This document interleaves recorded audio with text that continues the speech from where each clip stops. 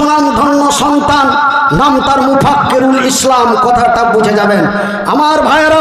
অন্যায়ের প্রতিবাদ করার কারণে তিনাকে গ্রেফতার করা হলো।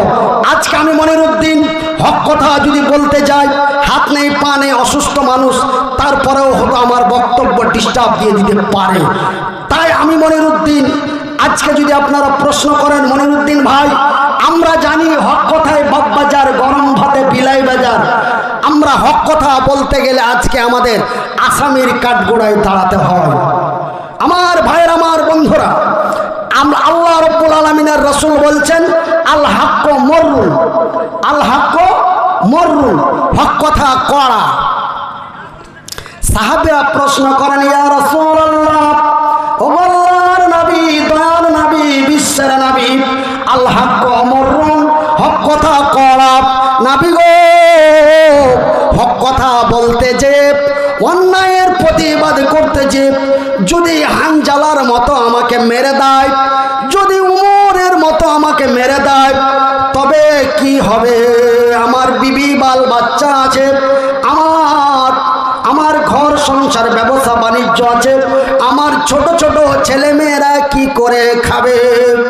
আল্লাহর নবী, দয়ার নবী, বিশ্বের নবী বললেন, রে আমার সাহাবী গোনারা, রে আমার উম্মত উম্মতিরা, হক কথা বলতে যে, অন্যায়ের প্রতিবাদ করতে যে যদি তুমি শহীদ হয়ে যাও, তবে বিনা হিসাবে আল্লাহর জান্নাতি।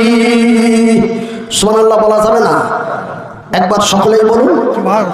আল্লাহ রাব্বুল আলামিনের নবী বললেন, যারা অন্যায়ের প্রতিবাদ করে, যারা মদের বিরুদ্ধে, সুদের বিরুদ্ধে, অন্যায় অত্যাচার অবিচারের বিরুদ্ধে যারা লড়াই করে প্রতিবাদ করতে যে যারা শহীদ হয়ে মারা যায়, তারা বিনা হিসাবে আল্লাহর জান্নাতি।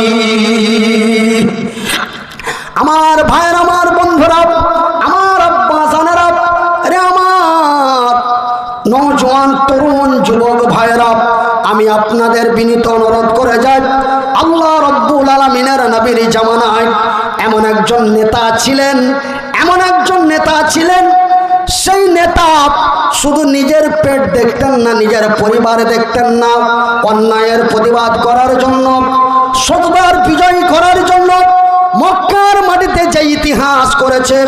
আমার ভাইয়ের, আমার বন্ধুরা, আজকে আমি মনিরুদ্দিন ভোটের পরে যদি কোনো একটা অসুবিধা নিয়ে যদি কোনো নেতার কাছে যাই, বলে কালকে এসো, পরশু এসো, তারপরে এসো, সামনে রবিবার এসো, সামনে মঙ্গলবার এসো, বারবার বারবার এক মাস ঘোরার পরে যদি একটু কড়া নজরে বলা যায়, তবে বলবে, এই বেশি কথা বলিস না, তুই আমাকে এমনি ভোট দিসনি, ভোট দেওয়ার পূর্বে তুই আমার কাছে মাল ঝেড়েছিস, এই বলে আমাকে আপনাকে ফিরিয়ে দেয়। কথা ঠিক কিনা বলেন? একটু কথা বলবেন, ভয় পাচ্ছেন কি? দেখেন ভাই, আপনাদের মাথার মধ্যে যেটা জিনিস আছে, আমার মাথাতে সেটাও আছে। আজকে আপনাদের কথা, আপনি যদি আমার কথা উত্তর দেন, আপনার আওয়াজটা প্যান্ডেলের ভিতরেই থাকবে, কিন্তু আমি যে কথা বলছি, আমার কথা প্রায় 5 কিলোমিটার দূর পর্যন্ত যাচ্ছে। শুধু 5 কিলোমিটার নয়, এই সোশ্যাল মিডিয়ার দ্বারাই সারা পৃথিবীর কাছে পৌঁছে যাচ্ছে। সেহেতু আমি মনিরুদ্দিন যদি হক কথা বলতে ভয় না পেয়ে, তবে আপনারা উত্তর দিতে কোনো কি ভয় পান? একবার জোরে বলি, নারে তাকবীর, নারায়ে তাকবীর, নারায়ে তাকবীর। আমার বন্ধুরা, আমার ভাইজানেরা, রে আমার পর্দানাসীন মায়েরা, মক্কার মাটিতে এমন একজন নেতা ছিলেন, সেই নেতা এমন এক নেতা ছিলেন, শুধু নিজের ঘর পরিবার, শুধু নিজের রাষ্ট্র দেখতেন না, সারাদিন রাষ্ট্র পরিচালনা করার পরে, সারাদিন রাষ্ট্র পরিচালনা করার পরে যখন সন্ধ্যা লেগে যেতেন, তিনি আর নাকে তেল দিয়ে ঘুমাতেন না, নাকে তেল দিয়ে ঘুমাতেন না, বিবি বাল বাচ্চাদের নিয়ে আইস করতেন না। কি করতেন? গ্রামে বেরিয়ে গেল, এলাকায় বেরিয়ে গেল। আমার এলাকার গরিব মানুষ, আমার গ্রামের, আমার তুড়িবন গ্রামের মানুষেরা কে কি অবস্থায় দিন কাটালো, রাত কাটালো, এই বলে সেই নেতা বাড়ি থেকে বেরিয়ে যেতে দিনের ঘটনা। মক্কার মাটিতে ওই নেতা যিনি হলেন খলিফাতুল মুসলিমিন হযরত উমর, তিনি সারাদিন রাষ্ট্র পরিচালনা করার পরে তিনি সন্ধ্যাবেলায় বাড়ি থেকে বেরিয়ে গেলেন। রাস্তায় চলে, কে খেয়ে ঘুমালো, কে না খেয়ে ঘুমালো, এই বলে রাস্তায় চলতে চলতে চলতে চলতে চলতে গ্রামের মিডিল পয়েন্টে দেখে প্রায় রাত্রি 12টা থেকে 1টা, কত 12টা থেকে 1টা গভীর রাত্রে এক জায়গায় টিপ টিপ টিপ টিপ করে আগুন জ্বলে, চুলহা জ্বলে। একটু নিকটে যে দেখা যায় চুলহার উপরে আবার একটা হাঁড়ি চাপানো আছে। কি চাপা আছে? একটা কড়াই চাপা আছে, আর ওই কড়াইয়ে চুলহাতে জাল দিতে আছে।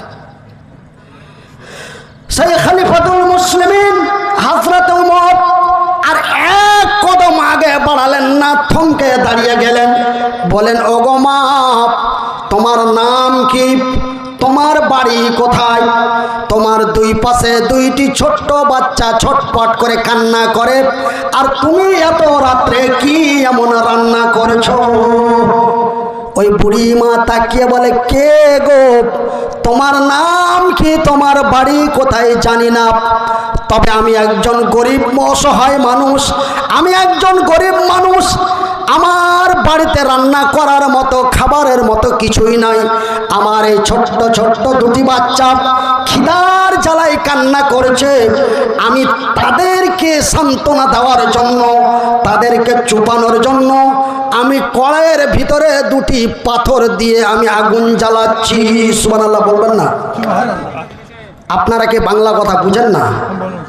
তবে আমাকে বলতে হবে এটা কেমন কথা ভাই? আমরা পিওর বাঙালি। তবে পিওর বাঙালি মানে ওই পাড়ার বাঙালি নয়, আমরা ভারতীয় বাঙালি, আমরা ইন্ডিয়ান বাঙালি। আমার বাপ ইন্ডিয়ান, আমার বাপের বাপ, বাবার বাপ, বাবার বা তার বাবা, তার বাবা করতে করতে এমনি করে 21 পিঢ়ির পর আমি মনিরুদ্দিন আজকে বাংলার মাটিতে বাস করি। আমরা ইন্ডিয়ান বাঙালি মুসলমান, জোরে বলি নারায়ে তাকবীর। কিন্তু আমাদেরকে বাংলাদেশি বা রোহিঙ্গিয়া বলে আখ্যায়িত করার জন্য সুপ্রিম কোর্ট থেকে নিয়ে হাইকোর্ট থেকে সুপ্রিম কোর্ট পর্যন্ত তথা সারা ভারতবর্ষের নেতা মাতাগণ উঠে পড়ে লেগে আমাদেরকে ইচ্ছাকৃতভাবে আমাদের ভোটার কার্ড থেকে নামগুলো কেটে দিয়েছে।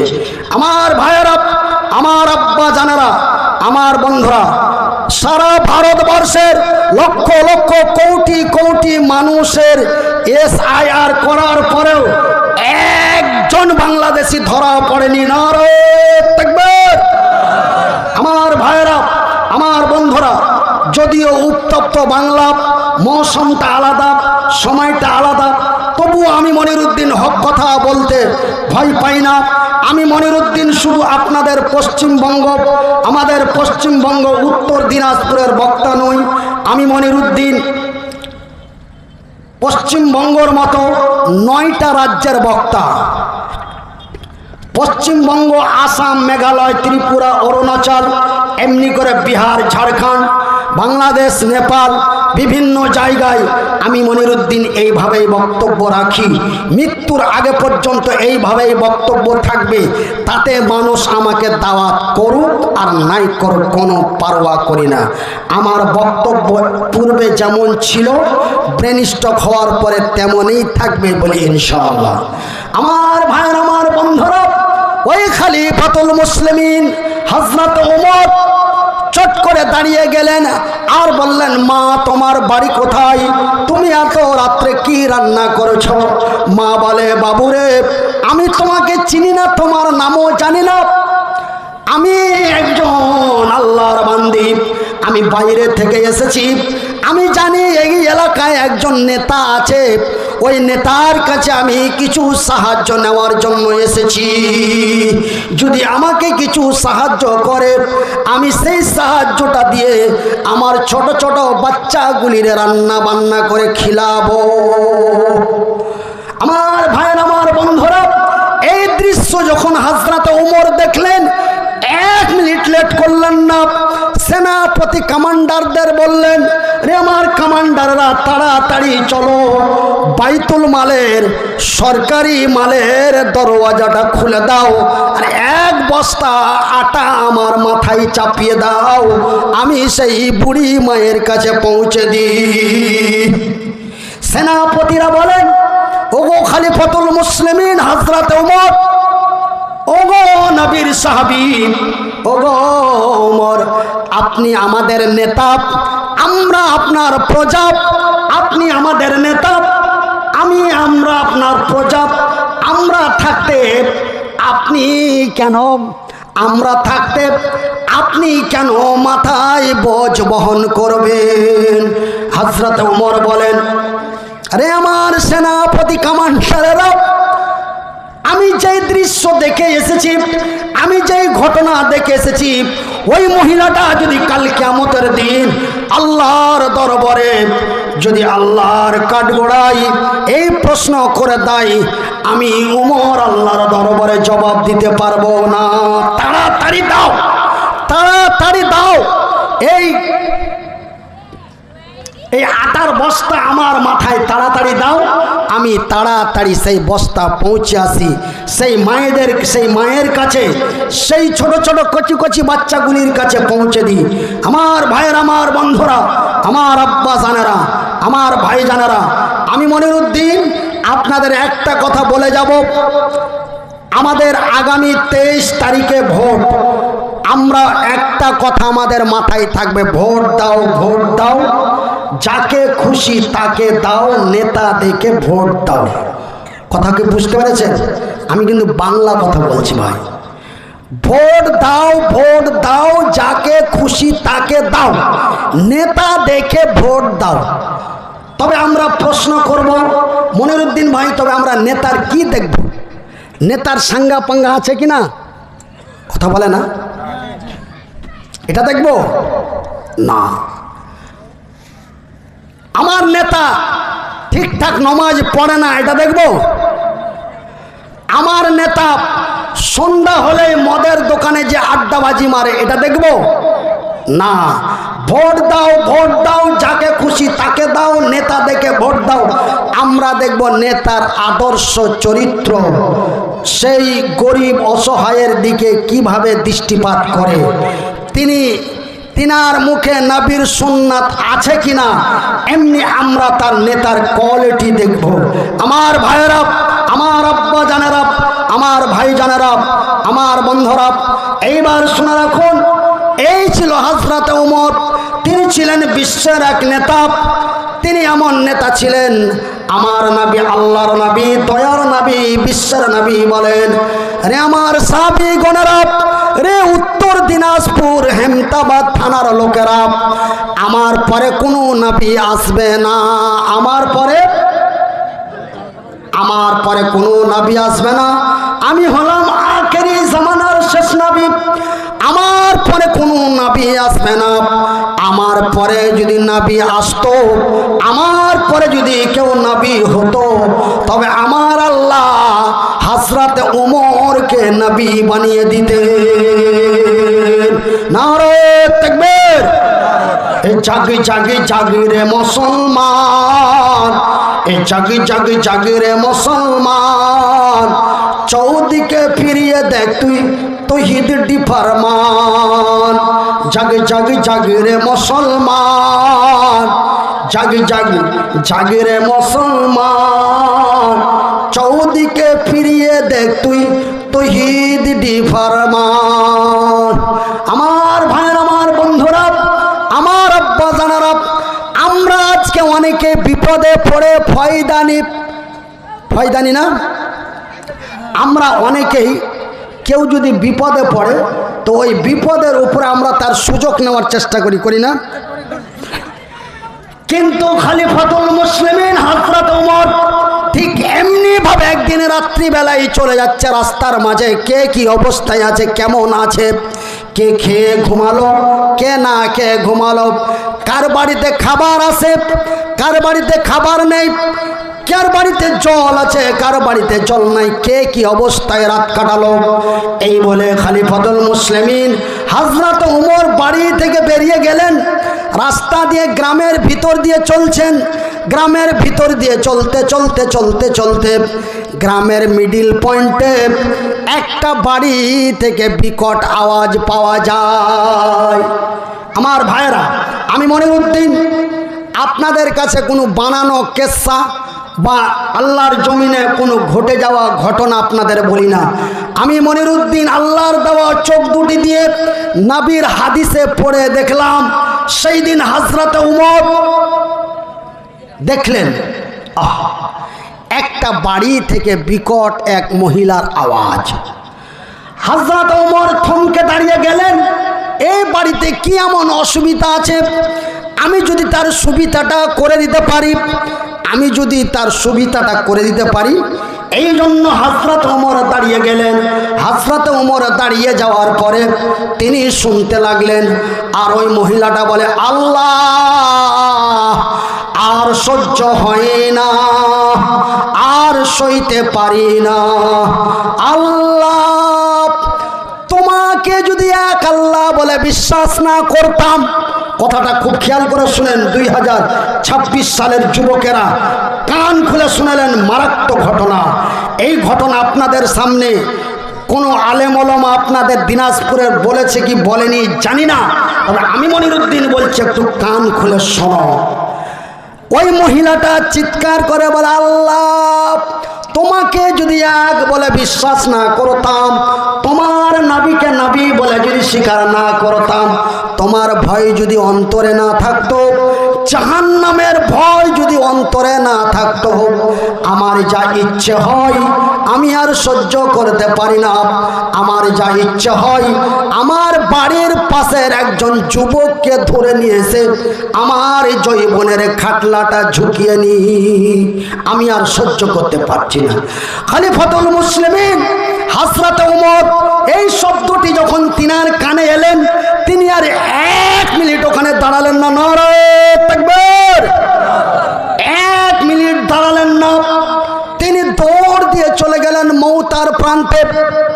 লড়াই চলছে, অন্যায়ের প্রতিবাদের লড়াই, অন্যায়ের প্রতিবাদ, সত্যর বিজয়ের লড়াই চলছে মৌতার প্রান্তে।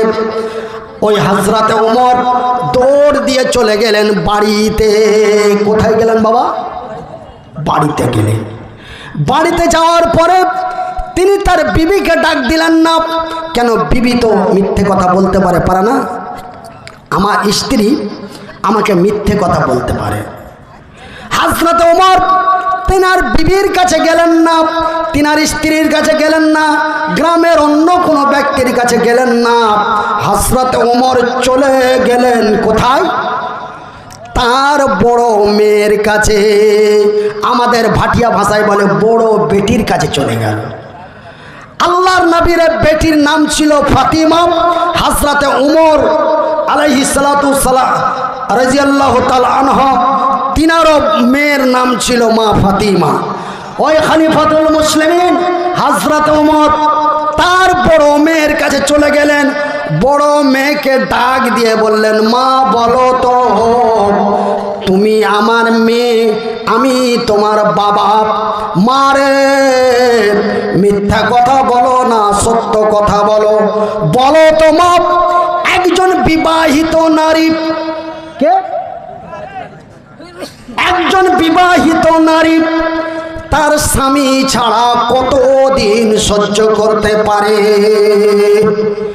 তার স্বামী ছাড়া কতদিন ধৈর্য ধারণ করতে পারে? মা ফাতেমা তো, মা ফাতেমা বলেন, ওগো আমার আব্বা জান, ওগো খলিফাতুল মুসলিমিন, ওগো নবীর সাহাবী, ওগো আমার আব্বা জান, আমি আপনার মেয়ে, আপনি আমার বাবা। আপনার কাছে আমি মিথ্যে কথা কেন বলতে চাই না বাবা গো। একজন বিবাহিত নারী, একজন বিবাহিত নারী তার স্বামী ছাড়া 3 মাসের বেশি টিকতে পারে না। যখন 3 মাস হয়ে যায় বা 3 মাস পেরিয়ে যায়, তখন সেই মেয়েটার অন্তরে চায় একদিনকার জন্য আমার স্বামী একবার বাড়ি আসুক, একবার বাড়ি আসুক, একবার বাড়ি আসলে খুব ভালো হয়। আমার ভাইয়ের, আমার বন্ধুরা, যারা বউ রেখে বিদেশে যে বছরের পর বছর কাটিয়ে দাও, একটু সচেতন হয়ে যাও। আল্লাহর নবী, দয়ার নবী, বিশ্বর নবীর সাহাবী হযরত ওমর মেয়ের মুখ থেকে যখন এই ঘটনা শুনলেন, এই কথা শোনার পরে তিনি তিনার বাড়িতে আর 1 মিনিট লেট করলেন না, দৌড় দিয়ে চলে গেলেন যুদ্ধের ময়দানে, লড়াইয়ের ময়দানে। যে বলেন, রে আল্লাহর সৈনিকেরা, রে নবীর সাহাবীরা, রে আমার সেনাপতি কমান্ডারেরা, শোনো, যাদের 3 মাস হয়ে গেছে, যাদের 3 মাস পেরিয়ে গেছে, যাদের 3 মাস হয়ে গেছে, যাদের 3 মাস পেরিয়ে গেছে, তোমাদেরকে লড়াইয়ের ময়দানে থাকার চাইতে তোমাদের বাড়ি যাওয়াটা উত্তম হয়ে গেছে। তোমরা তাড়াতাড়ি বাড়ি চলে যাও। আমার ভাইরা, আমার বন্ধুরা, এই জন্য আমাদের বাংলার একজন কবি বলেছেন, বউরা কিয়া বিদেশ গেলে, বউরা কিয়া বিদেশ গেলে, ফির আইসা বউ পাইবানা, বাবা মাওলানা, বউ ছাড়া কেউ বিদেশ যায় না। বউ ছাড়িয়া বিদেশ গেলে, ফির আইসা বউ পাইবানা, ও বাবা মাওলানা, বউ ছাড়িয়া কেউ বিদেশে যায় না। আমার ভাইয়ের, আমার বন্ধুরা, আমার আব্বা জানে না, রহিম বিয়ে করে রেখে চলে গেল দুবাই। কোথায় গেল? দুবাই চলে গেল। 1 বছরে যাই, 2 বছরে যাই, 3 বছরের মাথায় রহিমের বউ করিম লিয়ে আউট। এমন ঘটনা আপনাদের দিকে ঘটে না? একটু হ্যাঁ বা না বলেন। এরকম ঘটনা ঘটে কি ঘটে না? ঘটে। বা এরকমও হয় যে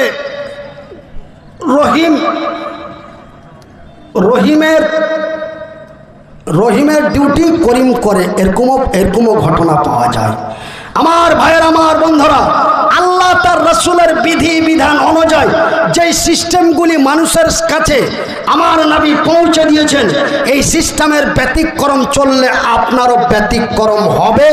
এটা আমি মনিরউদ্দিন আজকে হেমতাবাদের মাটিতে, আজকে আপনাদের এই জালসার স্টেজে আমি এই জায়গায় বসে আমার পকেটের কলম দিয়ে লিখিত চ্যালেঞ্জ করে গেলাম।